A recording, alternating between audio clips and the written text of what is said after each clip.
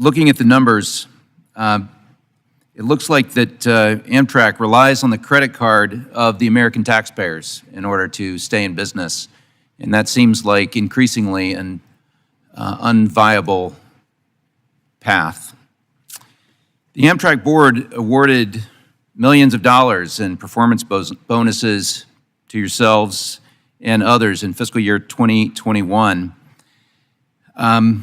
These bonuses were paid despite Amtrak losing more than $1 billion in fiscal year 2021 and is projected to lose $1 billion a year for the foreseeable future. That's a lot of credit card debt. The head of the transportation workers unions even described these bonuses as an affront to Amtrak workers and further stated that every taxpayer should be livid. And based on the conversation that we had in the House floor last week, I think taxpayers are livid and the credit card days are coming to an end. You mentioned in your testimony to take seriously the use of public funds, and yet you continue to pay out what the New York Post calls a gravy train of performance bonuses. Mr. Gardner, have you ever worked in the private sector? Yes, sir. And in what capacity, please? And what time frame? So as a railroader, I worked in a variety of functions: trackman, brakeman, train dispatcher. And when was that? This was in late 90s, and prior to that, I had a number of retail jobs, other things throughout my history. Well, in the last 25 years, and I suspect before that, there is a strong correlation in the private sector between actual financial performance and bonuses paid to the people responsible for that financial performance. And I find it unacceptable that your organization is paying out these lavish bonuses, even in the face and to the criticism of your own workforce. Many other members have pointed out that the operating losses, customer satisfaction, overall service is not doing so well. And I live in the Northeast Corridor. I actually like traveling on Amtrak, but I do find that this is unsustainable. Going forward, do you think executives in companies that operate at a severe loss and declining customer satisfaction should or would typically receive bonuses in our economy? Incentive program, again, encouraged by Congress and all the entities that provided us guidance here, the GAO, the OIG, are triggered to improvements. So we are improving financial performance, we're improving customer service scores, and improving Amtrak controlled delays. That's how we achieve benefits. And in fact, again, our losses are coming down compared to the numbers you quoted. We worked over a decade to achieve a break-even result, something the company had never been able to do for 50 years, but my colleagues worked hard to do this, and we did that in part because we used incentives to align the workforce and achieve improved financial performance. Happy Saturday, friends. More support is growing for automatic recurring checks, and our lawmakers are now approving new plans that would directly give residents extra money each month. So if you reside in one of these states, you may be able to claim a new stimulus check. And this relief money would be coming from recent state budget surpluses. My dearest friends, please make sure that you watch until the end of this video to hear about all of the details. Also, do stay tuned because I'll be announcing the winners of yesterday's Walmart gift card giveaway. If you would like to enter these giveaway, dear friends, all you will need to do is click and like several of my videos and then comment below the keyword of each video that you watch. The more videos that you comment on, my friends, the greater your chances of winning the giveaways. In more than 20 U.S. cities that launched basic income programs during the crisis, the average person received monthly support that was worth up to $1,000 a month. Overall, recipients spent the largest share of the money at superstores and smaller retailers. A quarter of the funds across projects went to food, and under 6% went to travel and leisure.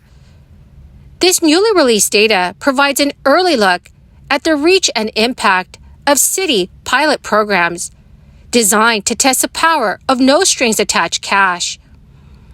Advocates agree that the long-term sustainability of these programs relies on getting national legislation passed, but recent history shows how challenging that may be. Consider the expanded child tax credit, which advocates say comes closest to the ideals of a guaranteed income and which during the crisis temporarily reduced childhood poverty by 30%. Despite support among national Democrats, those more generous payments have expired, and efforts to make them permanent have also failed. In 10 days, a guaranteed income program in Minneapolis, Minnesota, will process its next payment to recipients. The payment, which will be sent on June 20th, is part of the Minneapolis Guaranteed Basic Income Pilot. This began in June 2022 and is expected to pay recipients monthly cash payments through June 2024. Officials told reporters that the payments are processed on the 20th of every month, and all participants receive $500 each month. The program is being evaluated by the Federal Reserve Bank of Minneapolis. 200 households were selected to receive payments from this program, and they can all spend the $500 payments in whatever way suits them best. Another pilot program will provide a guaranteed income to 305 families in Sonoma County, California. The county will begin issuing the next $500 monthly payments in 11 days. The Pathway to Income Equity pilot will study the impact of unconditional, guaranteed income on reducing poverty and promoting economic mobility for families with young children. A 2021 study by the organization called United Ways of California found that 52% of Sonoma County households with children under the age of 6 struggle to cover their family's basic needs. Last week, the number of Americans filing new claims for unemployment benefits has recently surged to the highest level in more than a year and a half.